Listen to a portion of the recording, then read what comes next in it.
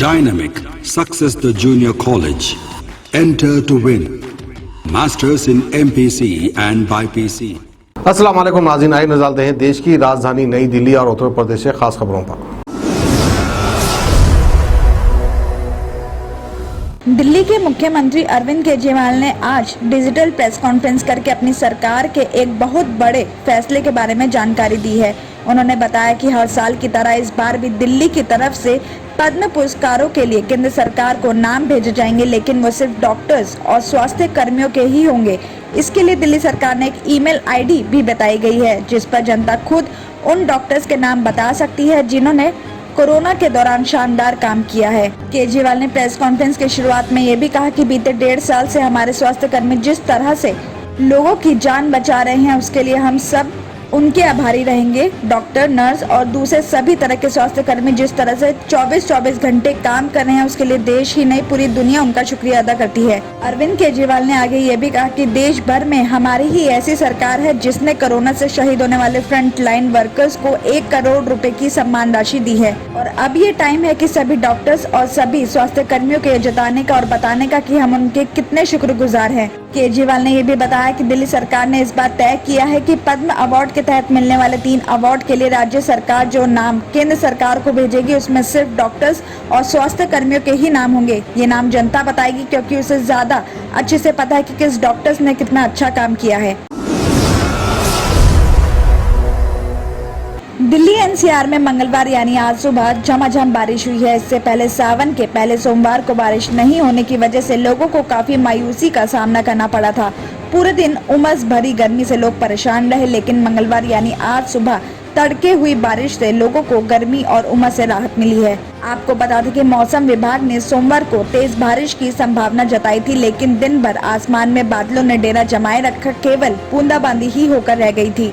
मौसम विभाग ने इस मानसून सीजन में सोमवार और मंगलवार को तेज बारिश होने की संभावना जताई थी। विभाग की भविष्यवाणी सोमवार को तो गलत साबित हुई, लेकिन मंगलवार यानी आज तड़के हुई जोरदार बारिश ने उसकी संभावना को सही साबित कर दिया। बताया जा रहा है कि सोमवार की तरह बारिश के लिए विभाग ने मंगलवार को भी येलो अलर्ट जारी किया है। इसके साथ ही 30 से 40 किलोमीटर प्रति घंटा की रफ्तार से तेज हवाएं चलने का अनुमान लगाया है और इस वजह से अधिकतम तापमान 30 डिग्री और न्यूनतम तापमान 27 डिग्री के बीच ही रहेगा।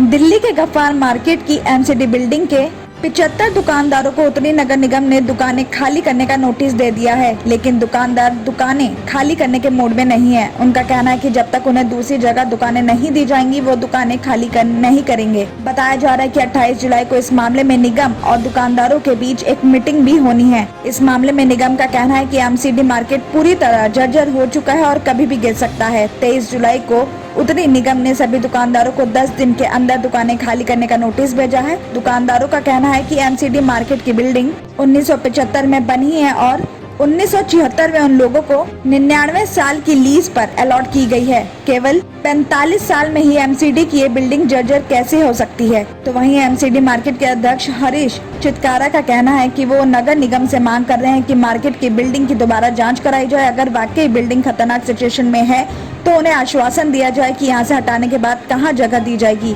उन्होंने ये भी बताया कि उत्तरी निगम स्टैंडिंग कमेटी ने 16 मार्च 2016 को भी एक प्रस्ताव लाया था कि गफ्फार मार्केट की एमसीडी बिल्डिंग को तोड़ा जाए और इसे फिर से बनाया जाए, जिससे रेवेन्यू भी आएगा। उन्होंने कहा कि निगम पहले से इस बिल्डिंग को तोड़ने की प्लानिंग बना चुकी है। दिल्ली के डाबरी इलाके में एक महिला ने दुष्कर्म करने वाले जिस शख्स के साथ शपथ पत्र देकर शादी की, उसी शख्स ने वैक्सीनेशन के बहाने उसे नैनीताल ले जाकर उसे पहाड़ से धक्का देकर जान ले ली। बताया जा रहा है कि महिला ने पिछले साल एक शख्स पर दुष्कर्म का आरोप लगाया था और अगस्त में पुलिस ने उस शख्स को इस मामले में गिरफ्तार कर जेल भी भेज दिया। कुछ दिन बाद जब महिला ने शपथ पत्र देते हुए कहा कि वो आरोपी से शादी कर रही है, जिसकी वजह से युवक जेल से बाहर आ गया और अक्टूबर महीने में दोनों ने शादी भी कर ली। कुछ दिनों तक दोनों के रिलेशंस ठीक भी रहे और फिर दोनों के बीच झगड़ा भी होने लगा। जून के महीने में झगड़े के बाद जब मायके में आकर रहने लगी तो शख्स ने उसे कई बार मायके से लाने की कोशिश भी की, लेकिन परिवार वाले महिला को भरपेट खाना नहीं देने और लड़ाई झगड़ा की बात कहकर उसे नहीं जाने दे रहे थे। बाद में शख्स पत्नी को मनाकर अपने घर भी ले गया। जब उसके बाद घर वालों ने महिला से कांटेक्ट करने की कोशिश की, लेकिन उनकी बात नहीं हो पाई, तो घर वालों ने द्वारका अदालत में गुहार लगाई। तब पुलिस ने जब जांच शुरू की तो लास्ट बार दोनों की लोकेशन नैनीताल में मिली। उसके बाद पुलिस ने शख्स को हिरासत में लेकर पूछताछ की तो उसने महिला की हत्या का गुनाह कबूल कर लिया। उसने बताया कि 11 जून को वैक्सीनेशन के बहाने पत्नी को नैनीताल ले गया, जहां उसने पहाड़ से धक्का देकर उसकी हत्या कर दी। अब पुलिस आरोपी के निशानदेही पर महिला का बॉडी तलाशने की कोशिश कर रही है।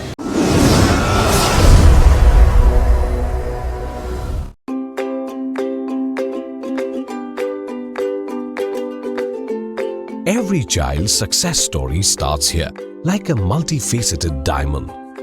Every student who steps into Success School shines with brilliance, sculptured by teachers polished to perfection. If opportunity does not knock, I will build a door. To us, success comes in cans, not in can'ts. Success is falling 9 times, getting up 10. Some people dream of success, others put their heart and soul into working for it.